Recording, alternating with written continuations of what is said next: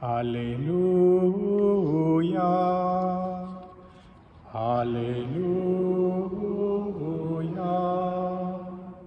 Tu es béni, Père, Seigneur du ciel et de la terre. Tu as révélé aux tout-petits les mystères du royaume. Alléluia.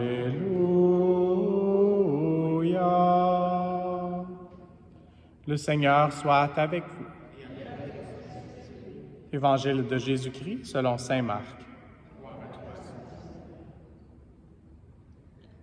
En ce temps-là, Pierre se mit à dire à Jésus, « Voici que nous avons tout quitté pour te suivre. » Jésus déclara, « Amen, je vous le dis, nul n'aura quitté à cause de moi et de l'Évangile une maison, des frères, des sœurs, une mère, un père, des enfants ou une terre, sans qu'il reçoive en ce temps déjà le centuple. Maison, frères, sœurs, mère, enfants et terre, avec des persécutions, et dans le monde à venir, la vie éternelle. Beaucoup de premiers seront derniers, et les derniers seront les premiers. » Acclamons la parole de Dieu.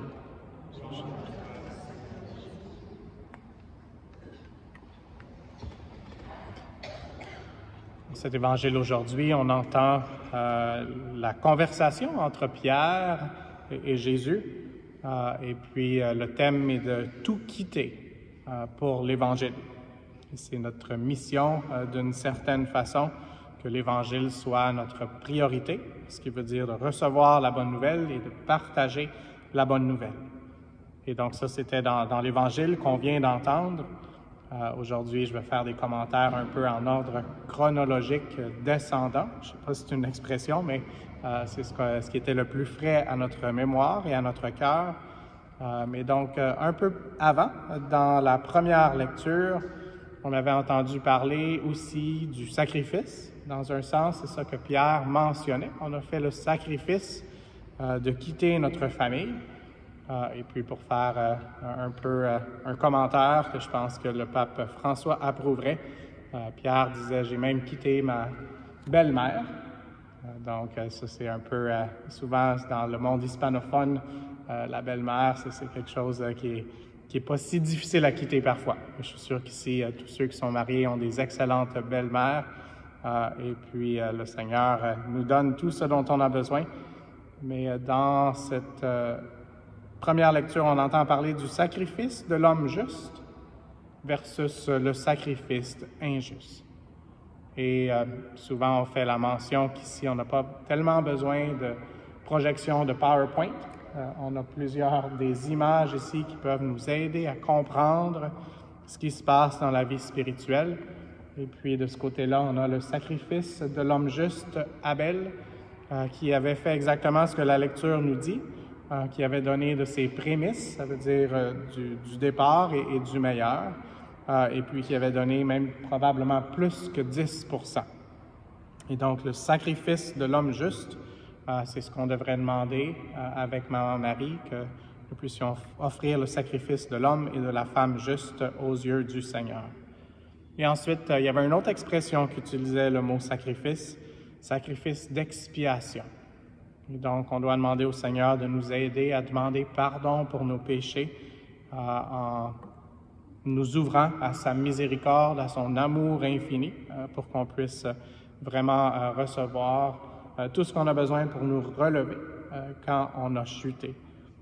Et puis, de l'autre côté, bien, on a la chute d'Adam. Puis, cette statue, c'est une qui me fascine parce que c'est une des seules statues dans notre sanctuaire dont la lumière ne brille pas sur son visage.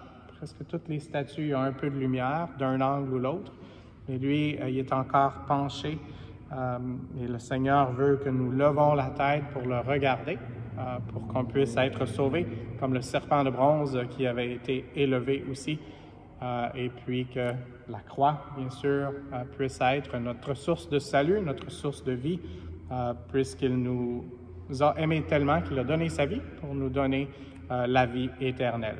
Et donc, on a déjà entendu parler de sacrifice juste, sacrifice d'expiation. Ensuite, il y a deux sacrifices qui ont été mentionnés, qui sont un peu similaires. le sacrifice de louange et puis le sacrifice d'action de grâce.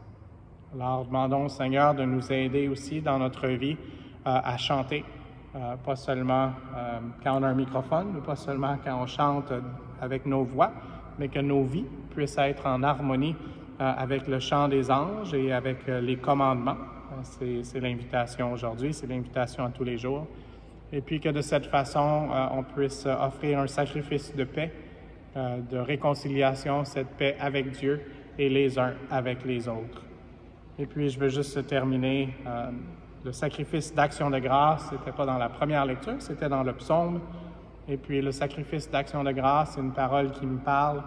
Je me souviens, puis souvent, je demande aux musiciens comment on peut savoir que Jésus chantait. Et puis, tout bon juif chantait fréquemment. Donc, on pourrait dire oui, Jésus chantait parce qu'il était de tradition juive. Mais aussi, on l'a dans la Sainte Écriture. Jésus, avant d'aller ou en route pour aller au jardin de Gethsémani, il a chanté. Il a chanté les psaumes. Et puis, ce qu'il aurait chanté, c'était un psaume plus de joie et d'allégresse et de liberté, même si ce n'était pas son émotion. Jésus avait l'âme triste à en mourir. C'est lui-même qui l'a dit. Mais il a offert ce sacrifice d'action de grâce et c'est ça qui lui a donné la possibilité, le courage de dire, après avoir essayé de faire éloigner cette coupe, de dire « Pas ma volonté, Seigneur, mais la tienne ». Et c'est ça qui fait qu'on peut avoir la paix éternelle, qui a accepté d'embrasser sa croix et puis de souffrir, d'offrir ce sacrifice. Et aujourd'hui, on est en sacrifice d'action de grâce parce que c'est ça qu'on va célébrer dans quelques instants. Et Eucharistie veut dire merci, veut dire action de grâce. Donc, joignons-nous aux anges, à tous les saints qui intercèdent pour nous pour que nous puissions offrir ce sacrifice juste et puis que le Seigneur puisse nous unir malgré peut-être nos émotions qui sont peut-être pas à la joie autant aujourd'hui, mais qu'on puisse recevoir cette grâce par l'Esprit Saint d'offrir ce sacrifice agréable à Dieu. Amen.